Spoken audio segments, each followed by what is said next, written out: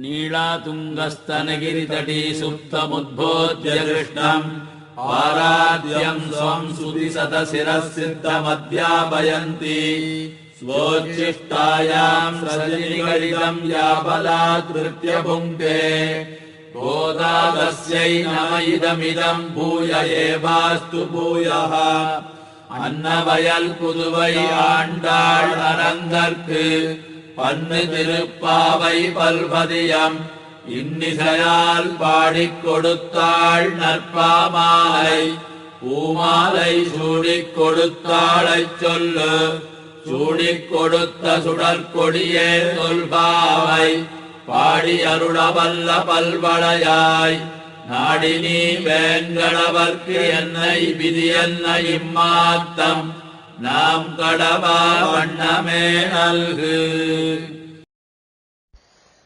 श्री विष्णुचित्तकुलनन्दन कल्पवल्लीम् श्रीरङ्गराज हरिचन्दन योगदृश्याम् साक्षात् क्षमाम् करुणया कमलामिवान्याम् गोदाम् अनन्य शरणः शरणं प्रपद्ये। आज से सौरमान दिनांक का धनुर्मास शुरू हो रहा है। धनुर्मास ये बड़ा ही पवित्र मास जाना जाता है। महीनों में मार्गशीर्ष या धनुर महीना भगवान के लिए, भगवान की उपासना के लिए बहुत ही श्रेष्ठ माना जाता है। इसी मास में गोदा देवी की भी आराधना की जाती है और उन्होंने रचाई हुई तिरुप्पावई स्तोत्र का पठन किया जाता है। तिरुप्पावई के अर्थ जानने के लिए लोग प्रयास करते हैं। इस मास में तिरुप्पावई का अर्थ भी पढ़ा जाता है, सुना जाता है और सुनाया जाता है। ऐसे ही एक कार्य में आज हम पांव रखने जा रहे हैं। श्री गोदा देवी और श्री रंगनाथ जी के कृपा से ये कार्य निर्विघ्न रूप से पूरा हो, ऐसी प्रार्थना करके आचार्यों की श्रीपादों में हमारे प्रणाम समर्पण करके मैं प्रभा सेनेश तिरुप्पावई के अर्थ बताने जा रही हूं। तिरुप्पावई के अर्थ शुरू होने से पहले तिरुप्पावई के पीछे की कहानी जानना बहुत जरूरी है। एक जमाने में सृष्टि हो रही थी। ब्रह्मदेव नारायण देव के आज्ञा के अनुसार इस जगत की सृष्टि कर रहे थे। उस वक्त उनको पता चला कि भूमि जो थी, जो सृष्टि की गई थी, वह अचानक से गायब हो गई। पता चला कि एक असुर ने भूमि को चुरा लिया। उसका नाम था हिरण्याक्ष। हिरण्याक्ष असुर ने भूमि को चुराकर पाताल लोक में जाकर छिपा दिया। ब्रह्मदेव रोते हुए भागे भगवान नारायण के पास, बचाइए, भूमि को उद्धार कीजिए, तब भी हमारी सृष्टि आगे बढ़ सकती है, ऐसी विनंती की ब्रह्मदेव ने। भगवान नारायण ने तुरंत एक अवतार लिया, वराह का अवतार लिया और समुद्र के अंदर जाके पाताल लोक से भूमि को बचाया। हिरण्याक्षसुर के साथ युद्ध करके भूमि को उसके चंगुलों से बचाकर बाहर ले आए। बड़ा ही सुंदर दृश्य था, ऐसे आழ்वार कहते हैं। ऐसे लग रहा था कि एक अर्ध चंद्रमा के अंदर सुंदर सी एक गोल रखी गई है। भगवान वराह के नाक पर भूमि देवी जो चढ़ी हुई थी उस दृश्य का वर्णन ये आழ்वार के श्री सूक्तियों में। नीलवर इरंड पिरै कव्वी निमिर्द दोप्पा, ऐसे कहते हैं आழ்वार, जिसका अर्थ हमने अभी बताया। ऐसी भूमि देवी को जब बाहर लाए वराह भगवान, भूमि देवी कांप रही थी। वराह भगवान ने कहा, हे भूमि, अब तो तुम्हें डरने की जरूरत नहीं है, मैंने तुम्हें बचा लिया है। तो ये कांपना किसके लिए हो रहा है? भूमि देवी ने कहा, भगवान, आपने मुझे तो बचा लिया, लेकिन अब सृष्टि होने वाली है जिसमें मेरे अंदर बहुत सारे जीव आकर रहने वाले हैं। उन लोगों का उद्धार कैसे होगा? मेरा तो उद्धार हो चुका है, लेकिन मेरे अंदर आने वाले मेरे बच्चों का उद्धार कैसे होगा, यह सोचकर मैं कांप रही हूं। तब जाकर भगवान वराह ने भूमि देवी को कई बातें सुनाई। उन्होंने सुनाई हुई बातों को वराह पुराण कहा जाता है।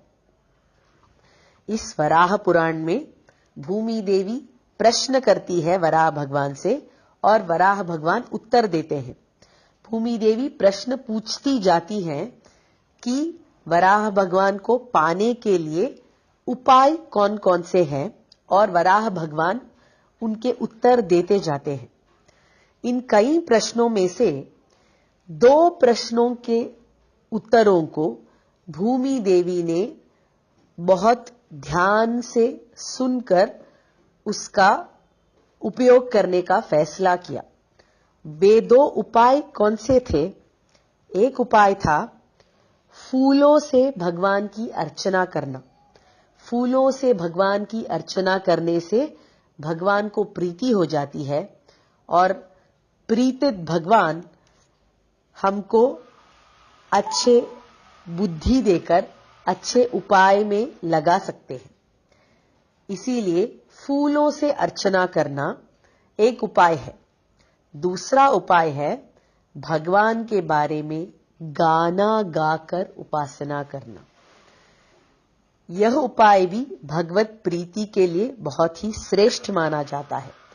इन 2 विषयों को भूमि देवी ने ध्यान रखा और सोचा, क्यों ना हम खुद जाकर अवतार करके लोगों को दिखा दें कि कैसे फूलों से उपासना की जाती है और कैसे भगवान के लिए गीत गाए जाते हैं।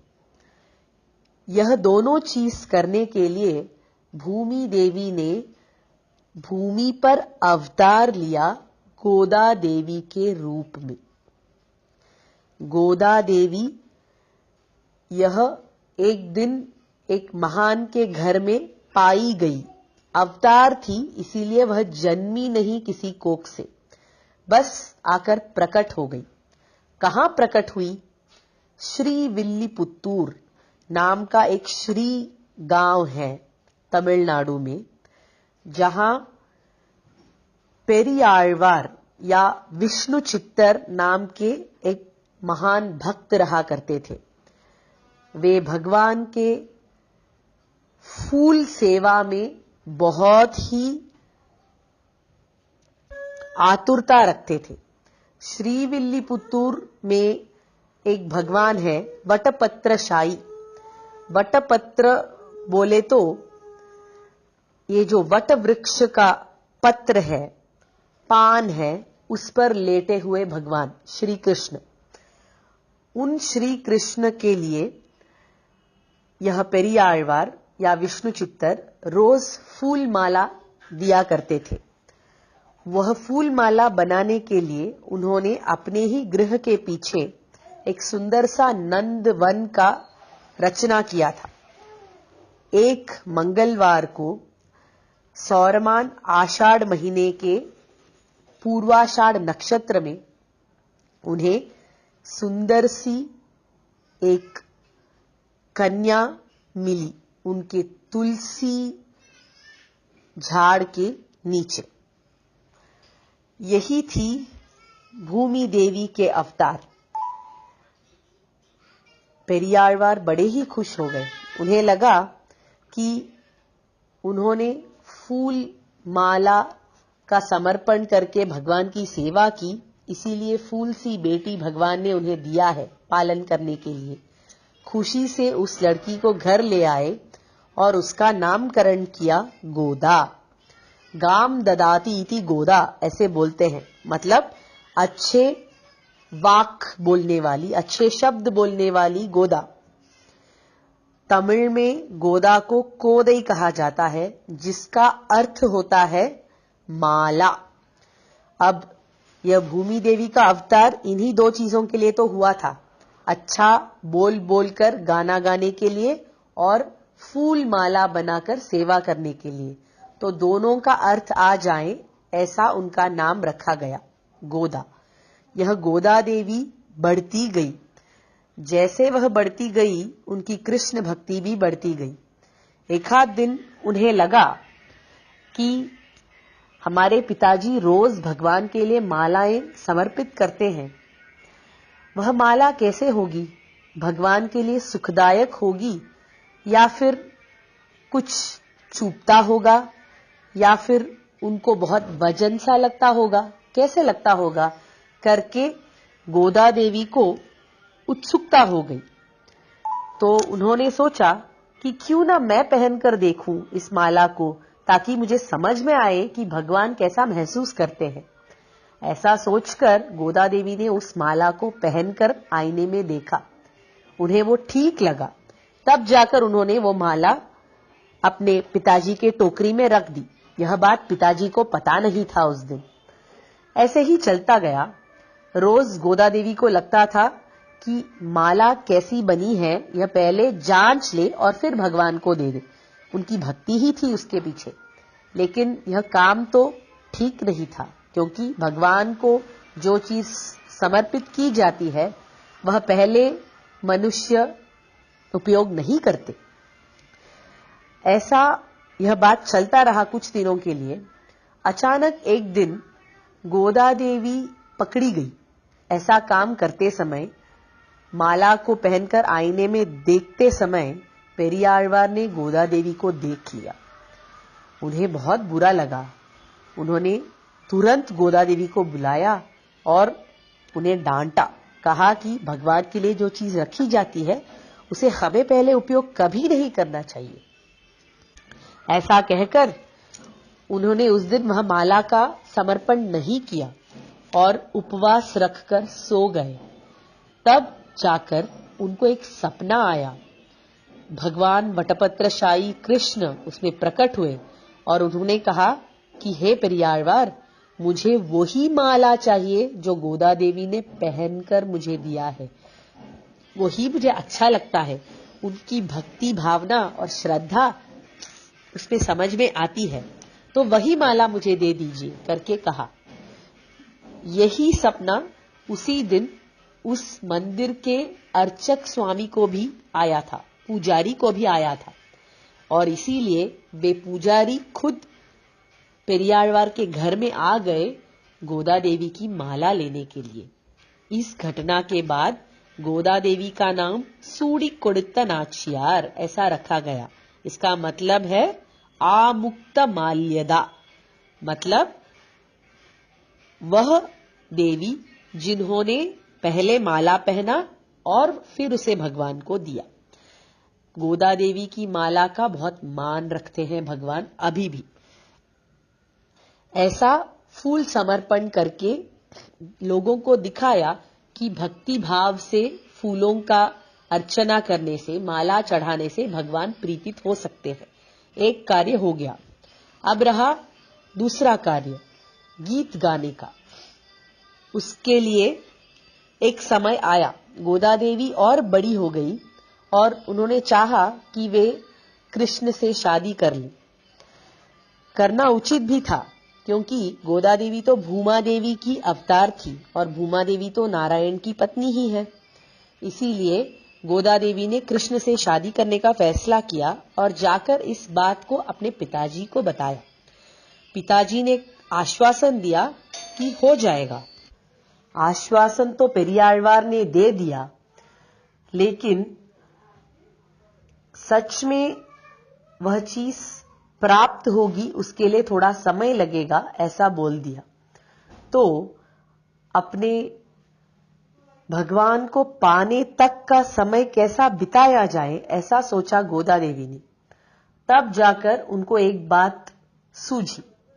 उन्होंने सोचा कि क्यों ना हम गोपियों की तरह भावना रखकर एक व्रत करें। उस जमाने में, द्वापर युग में, जब कृष्ण अवतार कर आए थे भूलोक पर, तभी एक काल में वे गोकुल से मथुरा चले गए थे। जब कृष्ण चले गए तब गोपियों को उनके विरह का बहुत दुख हुआ। उनको धारण नहीं हो रही थी प्राण, इसीलिए खुद को धारक रखने के लिए गोपियों ने अनुकार किया भगवान कृष्ण का। भगवान कृष्ण जो जो करते थे वे सब ये गोपी भी कर एक दूसरे को देखकर दिलासा देते थे और जीवन धारण करते थे। तो ऐसा अनुकार करना गोपियों ने सिखाया आंडाल को। गोपियों ने जो किया वैसा अनुकार आंडाल करना चाहिए। अब गोदा देवी का नाम आंडाल भी है, क्योंकि आंडाल का मतलब है वो जो शासन करती है, भगवान पर शासन करती है गोदा देवी, इसीलिए उसका नाम आंडाल भी है। तो इस आंडाल ने, गोदा देवी ने फैसला किया कि वह गोपियों का अनुकार करेगी। अब गोपियों ने क्या किया था? उन्होंने एक व्रत किया था भगवान कृष्ण को पाने के लिए, जिसका नाम था कात्यायनी व्रत। आंडाल ने सोचा कि वह खुद भी ऐसा ही एक व्रत करेगी, लेकिन उसका नाम कात्यायनी व्रत नहीं बल्कि पावई नोंब होगा। श्री व्रत ऐसा बोलते हैं हिंदी में।